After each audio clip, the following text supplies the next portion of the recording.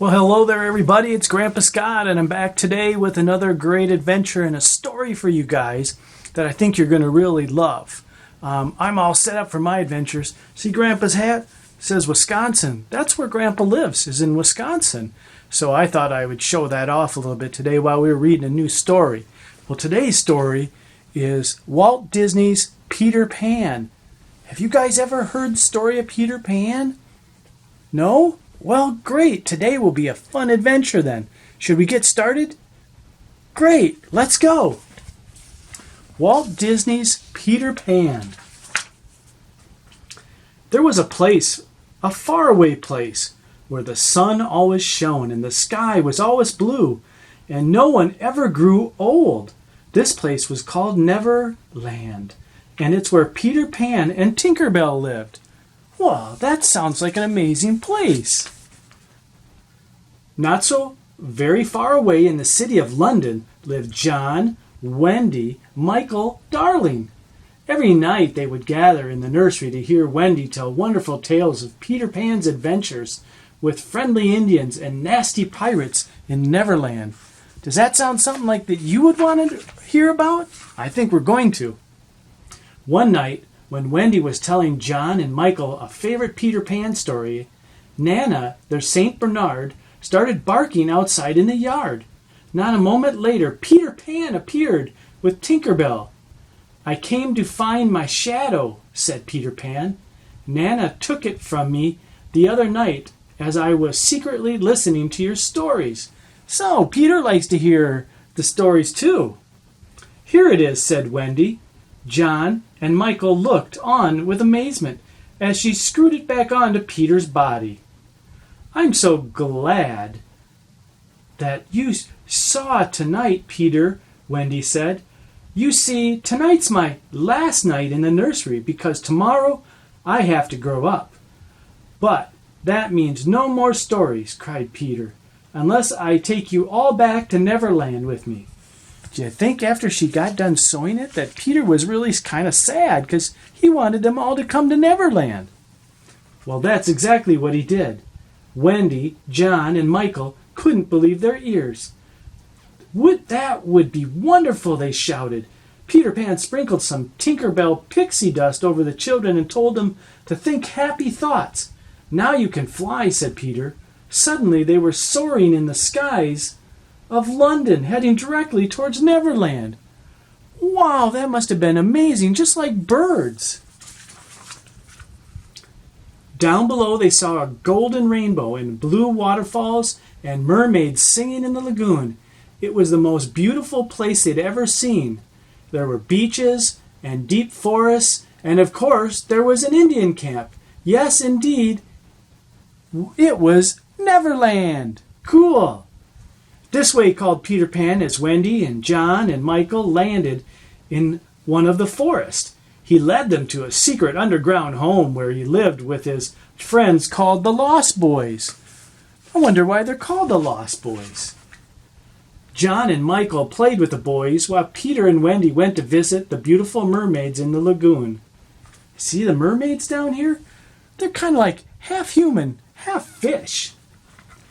It was there Peter Pan spied the Indian chief's daughter, Tiger Lily, tied up in the boat of the evil Captain Hook. Uh-oh. Peter and Wendy could overhear the pirate demanding, "Tell me the hiding place of Peter Pan." But Tiger Lily wouldn't tell. "I have to save her," Peter told Wendy. They flew off together to Skull Rock, where Captain Hook had taken Tiger Lily. He's not a very nice guy, is he? There, Peter challenged Captain Hook to a thrilling duel.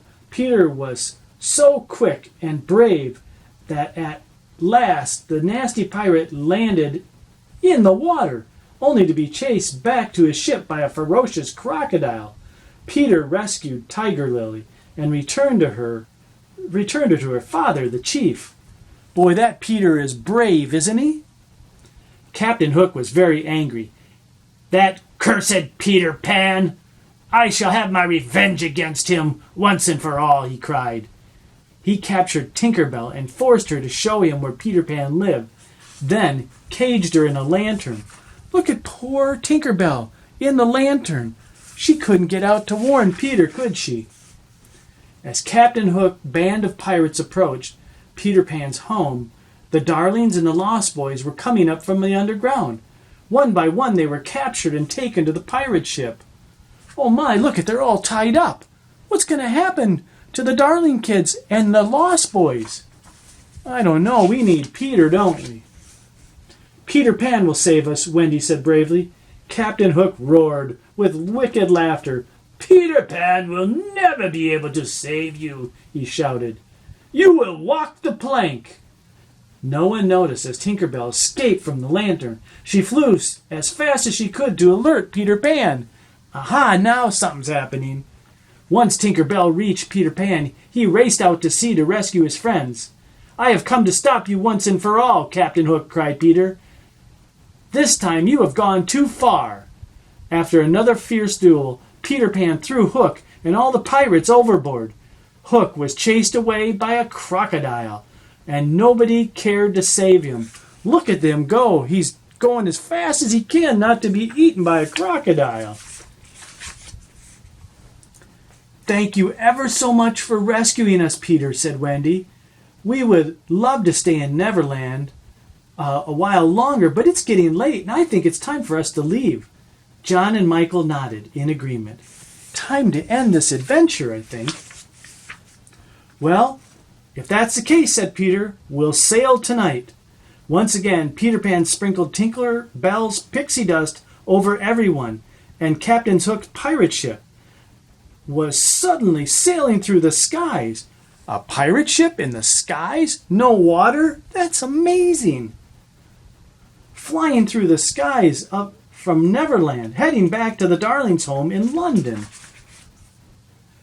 But before Peter Pan and Tinker Bell started off for Neverland, they made Wendy, John, and Michael promise never to forget them. And they never did. Well, that is truly an amazing story of friends and adventure and pirates and danger and rescue. And Peter was a great friend to Wendy and John and Michael, and they always will be. And that's what we have to do too. Have good friends. Be kind to them. Help them. Be there when they need you. So, as the time goes on, you know what time it is. It's time to go outside and have some fun. Because this Peter Pan adventure, well, it's all done.